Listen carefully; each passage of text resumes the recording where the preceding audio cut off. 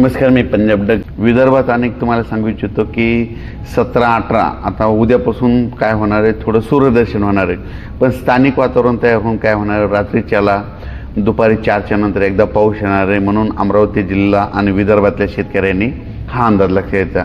आणि त्याच्यानंतर राज्यातल्या सर्व शेतकऱ्याला सांगू इच्छितो की राज्यात आज 17 सप्टेंबर आहे. राज्यात म्हणजे आता 2 दिवसानंतर 17-18 आणखीन 2च दिवस पाऊस आहे. त्याच्यानंतर 19 तारखेपासून राज्यातला पावसाचा जोर कमी होणार आहे. पण जोर कमी जरी झाला तरी राज्यात काय होणार आहे, स्थानिक वातावरण तयार होऊन पाऊस मात्र पडतच राहणार आहे. म्हणून हा अंदाज लक्षात यायचा. मग राज्यात आता परत पाऊस कधी येणार आहे, तर नेमक्या शेतकऱ्याचं सोयाबीन काढणं चालू आहे, उडीद काढणं चालू आहे. तर राज्यातल्या शेतकऱ्याला सांगू इच्छितो की म्हणजे सप्टेंबरच्या शेवटच्या आठवड्यात मात्र परत एकदा राज्यात मोठा पाऊस येणार आहे. म्हणून हा अंदाज लक्षात यायचा. तो खूप ठिकाणी नाही पडणार, पण काही भागात मात्र ते पाऊस झोडपून काढणार आहे. म्हणजे ते सांगायचं झालं तर 24 सप्टेंबरपासून ते पावसाला सुरुवात होईल. 24 सप्टेंबरनंतर दररोज वेगवेगळ्या भागात पाऊस जाईल, त्याचा आपण व्हिडिओ नंतर देऊ. पण सप्टेंबरच्या शेवटच्या आठवड्यात मात्र परत एकदा पाऊस जोराचा पडणार आहे. म्हणून हा अंदाज लक्षात घ्यायचा. आज देखील तुमच्या अमरावती जिल्ह्यामध्ये दुपारनंतर चांगलं सूर्यदर्शन होणार आहे. त्याच्यानंतर काय होणार आहे, पण रात्रीच्या मात्र परत पाऊस हजेरी लावणारच आहे. म्हणजे सांगायचं झालं तर 17, 18, 19, 20 तारखेपर्यंत राज्यात पाऊस चालू राहणार आहे. पण याच्या व्यतिरिक्त तुम्हाला सांगू इच्छितो, इकडला विदर्भातला जोर मात्र 11 जिल्ह्यातला जोर मात्र कमी होणार आहे. मात्र मराठवाड्यातला पाऊस हे कायमस्वरूपी राहणार आहे.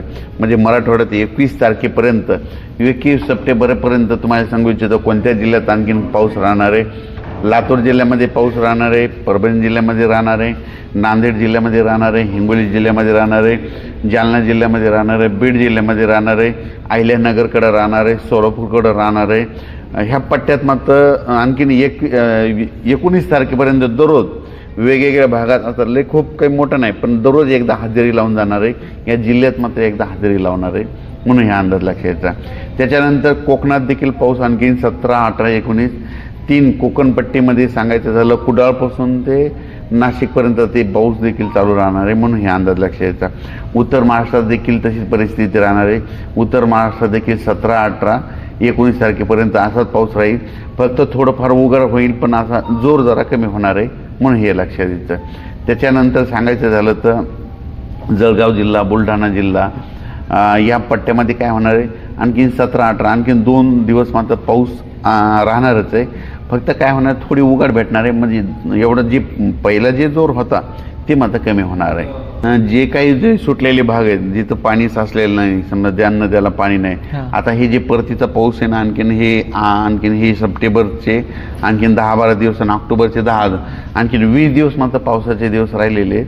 त्याच्यामध्ये त्या जे वंचित भाग आहेत त्यांना पडून जाणार आहे.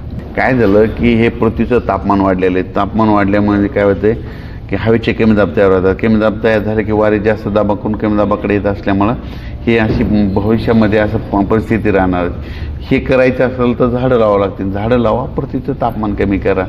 जोपर्यंत हे तापमान कमी होणार नाही तोपर्यंत या ढगफुटीला, अतिवृष्टीला सामोरे जावं लागणार आहे. तर आपण पाहू शकता की बीड जिल्ह्यामध्ये खूप ठिकाणी पाऊस झाला. नगर जिल्ह्यामध्ये अहिल्यानगरकडं देखील झाला, परभणी जिल्ह्यात देखील झाला. त्याच्यानंतर आणखीन आता जे काही राहिलेले, आता याच्यानंतर आता सोलापूर जिल्ह्यात देखील आणखीन ह्या 3 दिवसात एकदा जोराचा पाऊस होईल. नांदेड जिल्ह्यात देखील होईल. परभणी जिल्ह्यात बी काही भागात आता ह्या 3 दिवसामध्ये एकदा पाऊस पडून जाईल. त्याच्यानंतर जालना जिल्ह्यात देखील एकदा पाऊस पडून जाईल. ह्या 3 जिल्ह्यात एकदा पाऊस पडून जाईल. त्याच्यानंतर अहिल्यानगरकडे देखील एकदा पाऊस पडून जाईल.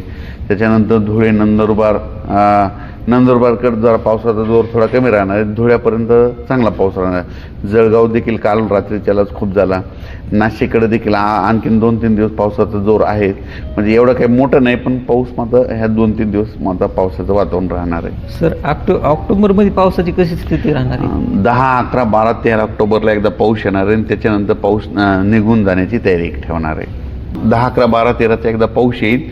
त्याच्यानंतर काय होईल, मग पाऊस आता जाण्याच्या तयारीत राहणार आहे. फक्त दिवाळीमध्ये काय होणार आहे, 24-25 तारखेला एकदा 10-15 1,000 गावामध्ये थोडा पाऊस येत असतंय आणि 2 नोव्हेंबरला थंडी येणार आहे.